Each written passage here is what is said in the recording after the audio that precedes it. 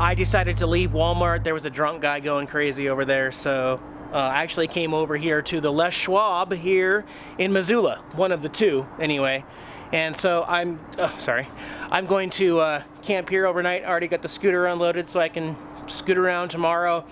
I got my 4 warranty receipts I'm going to bring in tomorrow morning when they open. All right, good night, guys. I'll cut back in the morning. So I'll give you a little update here, what's going on. I was going to possibly take the scooter out, but then I just didn't feel comfortable about it. I was like, no, I want to be here. This is getting a little ridiculous. Anyway, so I sat outside the door by myself at 7:45, and I was the first person to check in when they opened the doors.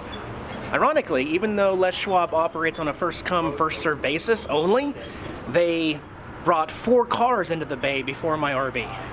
And on my order and note, my service order, it says, they wrote in, the driver would like to be present during the road test. And Ty said this is one of the worst vibrations he's ever felt. And I said, yeah, these rotors are a day old. 200 miles, I didn't even use the brakes. So, anyway, at least this store finally knows how the ring around that I've had to go through.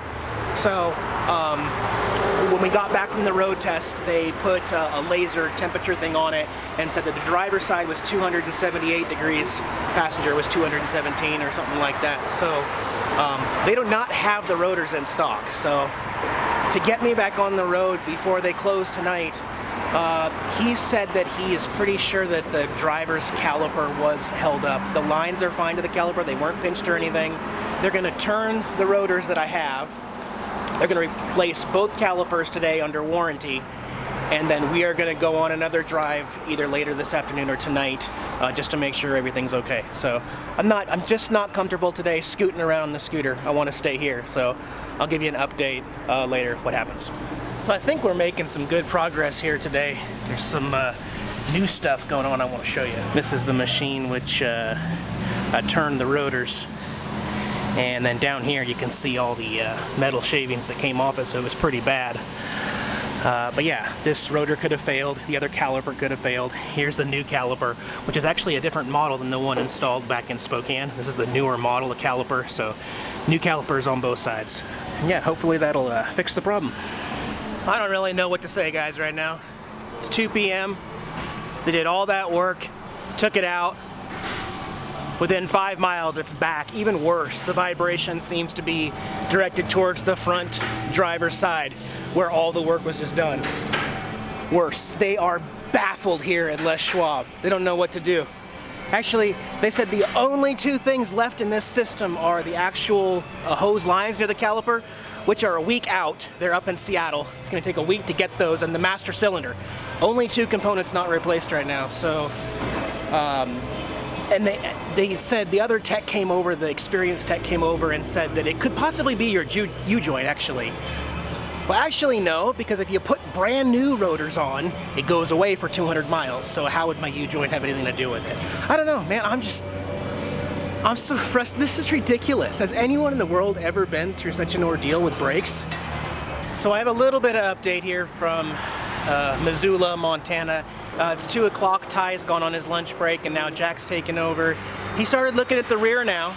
By the way, the ball joints and tie rod ends are all solid, good, no problem there. There is a store down the road that can get the brake lines in tomorrow morning, and then they will install those, so they're not forced to wait a week for their parts to come through. But right now, what Jack found is he was spinning the rear drum, which, remember, all of that is brand new since last week as well. He started rotating that and could physically see it coming back in and out, warped inside the drum. So now it's possible that I have a driver's side rear drum issue with the brand new drum system. So he's gonna take apart the rears again and inspect those. I know they've been adjusted several times on this journey.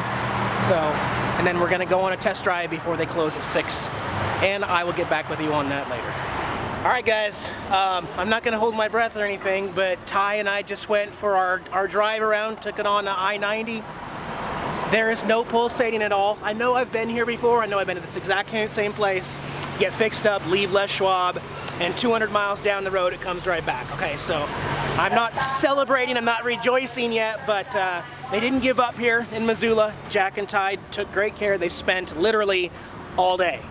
From 8 a.m. till 6 p.m. they were hard at it here, working nonstop. They did their absolute best. So I need to load the scooter up real quick, and then I'm gonna go over to Walmart and just kind of digress the whole situation, just kind of calm down, breathe, think about the future, and we'll go from here. I don't know yet.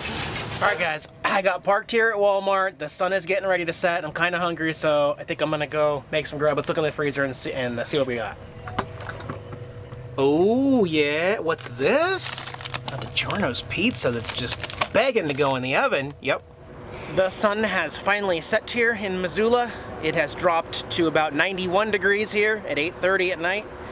And I'm back at the Walmart. It's more like an RV park. As I mentioned last night, I tried to stay here. I made it till about 10 p.m. when that drunk guy was banging on the door of every single RV asking for $1. Just give me $1! Just piss-ass drunk yelling at everybody. It was crazy. So I spent last night at the Les Schwab. I'm gonna try again tonight, see what happens. There's a lot more RVs here tonight. And here's what we can all learn from this experience. I think I can share that with you right now. Brakes on an RV are much more complicated than your average vehicle. Sorry, I had a viewer stop by and I got to talking and I almost forgot to cut back in and finish this video. I totally lost my train of thought.